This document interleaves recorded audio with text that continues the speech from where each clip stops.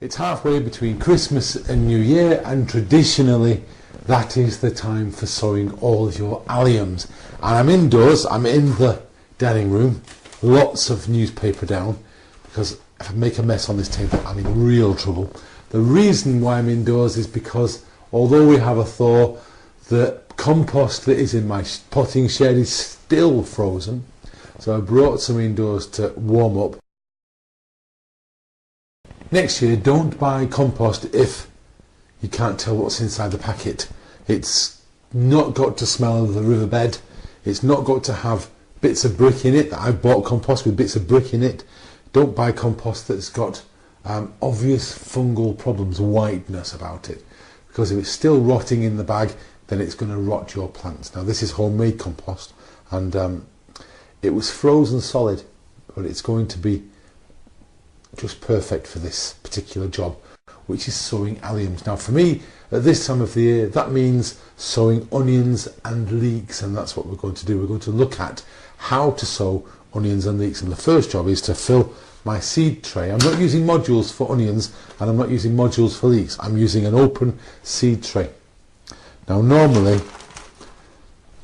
when you're sowing onions they say keep a minimum of 15 degrees. Well, that's perfectly fine.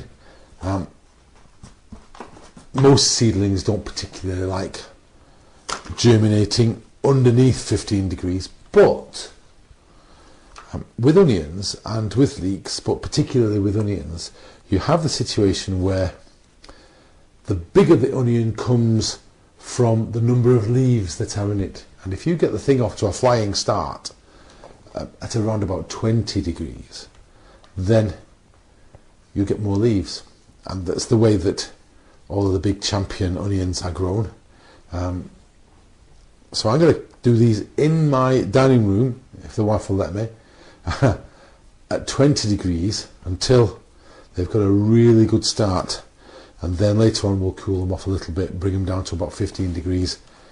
That's assuming I can get into the potting shed and we don't have any more freezing weather. Now, always compress your compost when you are sowing seeds, because when you do that, what happens is that when you put your seed into the compost and you've compressed it with more compost on the top, the seed is actually physically touching more compost, and therefore it's got a much greater chance of taking in the water that we are giving it, and so therefore you'll get better germination by having firm compost.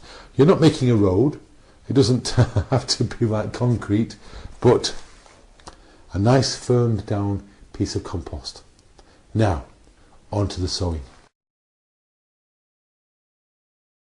Now when you are sowing seeds, the best thing to do is to make sure that you don't go from your packet into your compost, because if you have a disaster with the elbow, and you're often having a disaster with the elbow, you'll find that the seeds don't work. What you do is you go into your hand, and don't go so mad, just pour out a few seeds, because we're going to sow this very sparingly.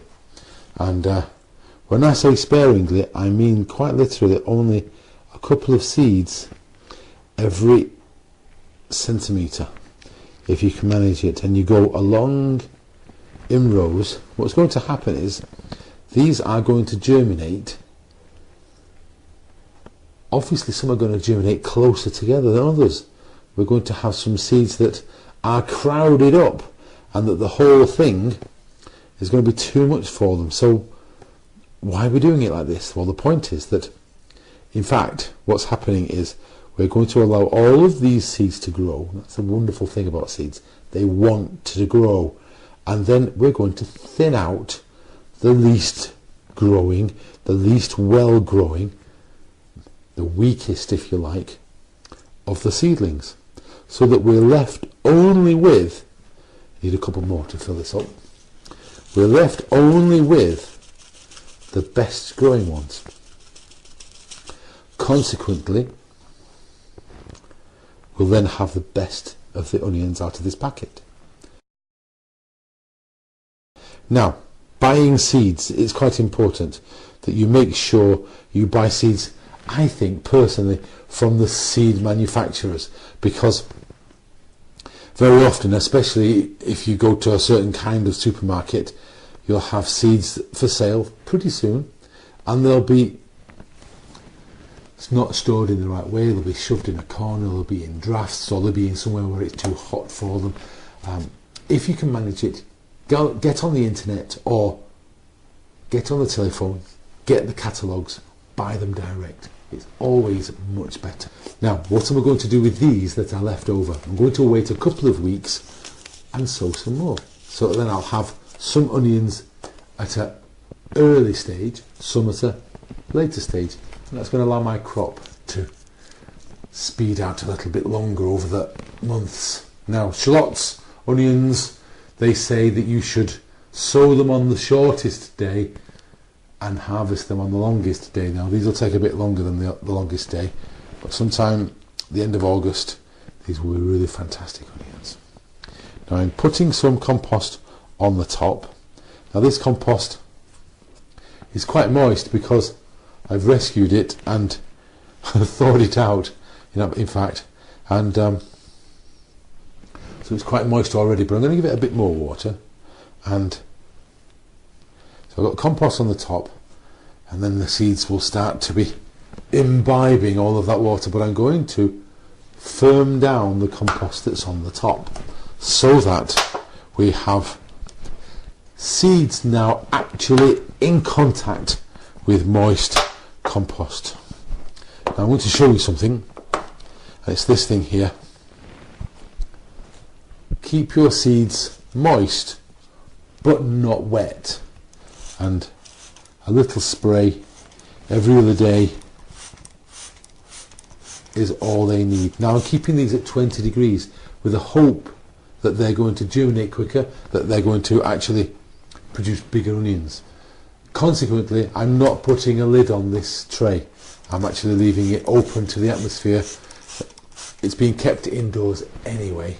So I'll just go and pop this with the others in the kitchen. Hopefully I won't make too much of a mess. And when we've done that, we're going to do some leeks, and it's quite different.